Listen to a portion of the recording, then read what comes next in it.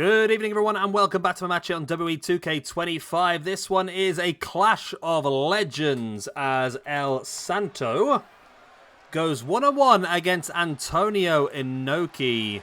El Santo currently 4 matches in our universe mode ever, all 4 of them coming in 2021, and he currently sits on 0 overall, so I'm assuming 2 wins, 2 losses. That's generally how it works, I'm pretty sure. And El Santo might be someone that a lot of people are not aware of. He is... Oh my god, I've just realised that someone's... Okay. It's an interesting way of doing it. They've basically used a picture for his... Okay. Which is fine. It just looks a bit weird when you zoom in. Okay. Yeah, El Santo was wrestling back in the 40s, I'm pretty sure. He debuted in 1934 and retired in 1982. So we are really going into the depths of history here. But like I said, he is one of the absolute legends of Mexican wrestling and very, very well known in CMLL as an absolute legend as well. Of course, he does have his son as well, El Hijo del Santo, who also wrestles. Is he retired as well? Yeah, he retired this year, actually, El Hijo del Santo. Okay. Maybe we could do a tag team match with them two, maybe. Who knows?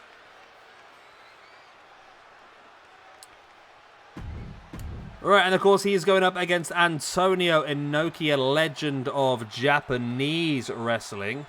Antonio Inoki, 17 matches all, plus 2, which he actually got this year by the looks of it. He's had 1 match so far this year and gained 2 points out of it. Last year he was part of the G1 Climax to crown the first All-Asian champion and ended up with a -4 out of 6 matches, so had a bit of a tough time of it.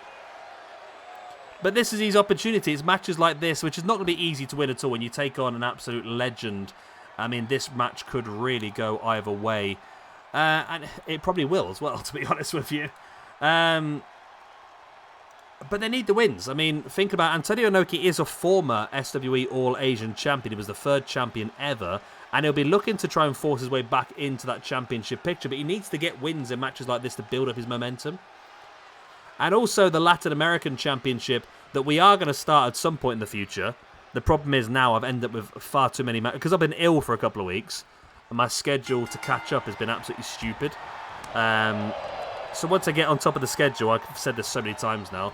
Once I get on top of the schedule, obviously we will do the Latin American Championship tournament. And that's something, again, that potentially El Santo could be involved in. I don't think I actually have got him on the list at this point in time. I haven't, no. We'll find something for him. Well, I just feel like as a legend, he should be really involved, in my opinion, but... Who knows, anyway. So El Santo, even though he is obviously Mexican, he is a luchador, he doesn't have the most, like, high-flying... He doesn't have, like, a traditional... say, that's a stupid phrase to use, isn't it, traditional? He doesn't have, like, an up-to-date, what you would expect... cruiserweight moveset to be. He's a bit more ground and poundy. His finisher maneuver is a camel clutch and stuff like that. So he is very different. He is what you expect from the 40s. You're not expecting the same sort of thing you see now, are you, really? Dropping the elbow right into the face. I don't know any time for wrestling, to be honest, because he's got 11 children. Oh yeah, I was about to say, oh my god, he's dead. Of course he's dead. He retired like 50 years ago. He was born in 1917. If he's not dead, he'll be over 100 years of age now. He died just after his retirement in 1984.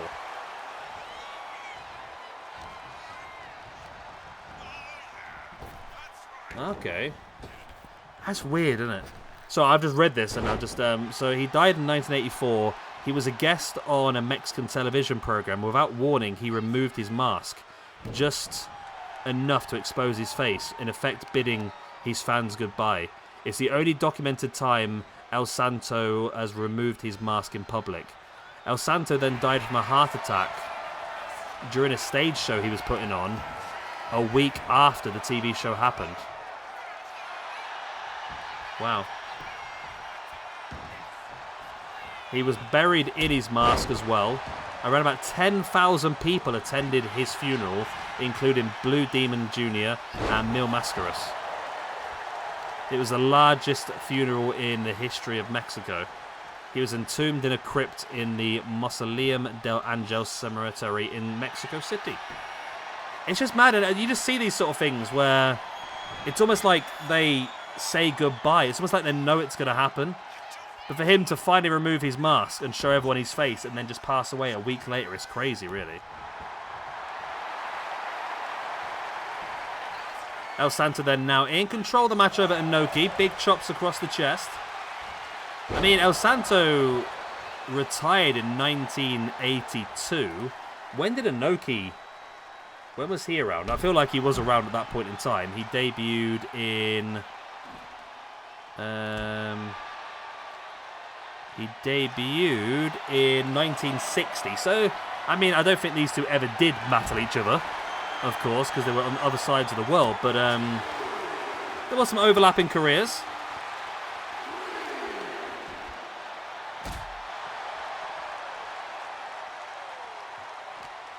And, of course, Inoki passed away back in 2022 at the age of 79.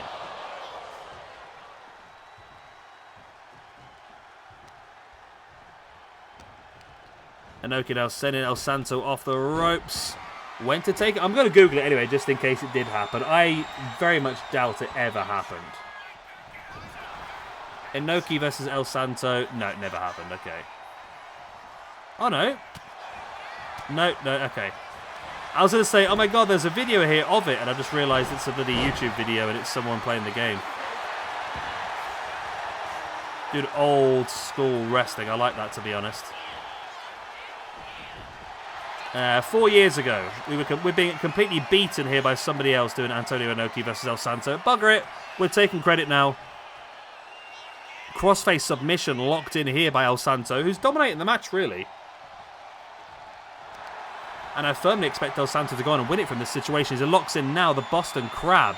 So straight from the crossface into the Boston Crab. And there's the tap out. He does have it. El Santo with a victory over Antonio Inoki. Wow.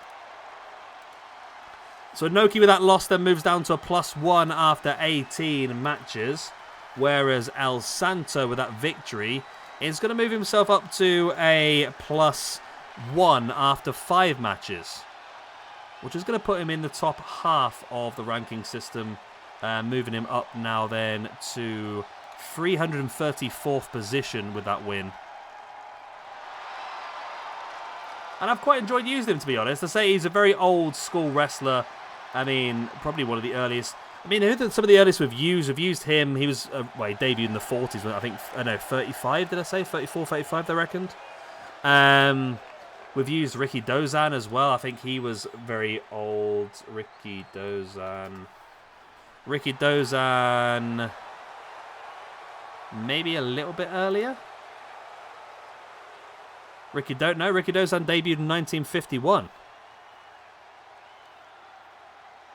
When did I say Antonio Inoki debuted? Was it 40? No, it's 60, wasn't it? 1960, okay, yeah. Yeah, so El Santo's got to be the oldest wrestler we've ever used in this career mode, then. Career mode? Universe mode? I don't know what I'm talking about either way. It's too bloody late. I need to go to bed. Anyway, I hope you enjoyed. Of course, if you have, hit the like and subscribe, leave a good stuff, and I will see you again tomorrow. 4 more big matches for you tomorrow. Willow goes up against Marcella of CMLL. We'll see the debut of a brand new tag team, E-Reptile Dysfunction. Mr. Iguana and Luchasaurus go up against Proto Sheeta, Carl Fletcher, and Konosuke Takeshita. Claudio Castagnoli takes on Katsuyori Shibata in an underground match. Before the main event of the evening, another Clash of the Legends as Hulk Hogan, New Japan's Hulk Hogan, goes one-on-one against Tatsumi Fujinami. I'll see you all then. Bye-bye.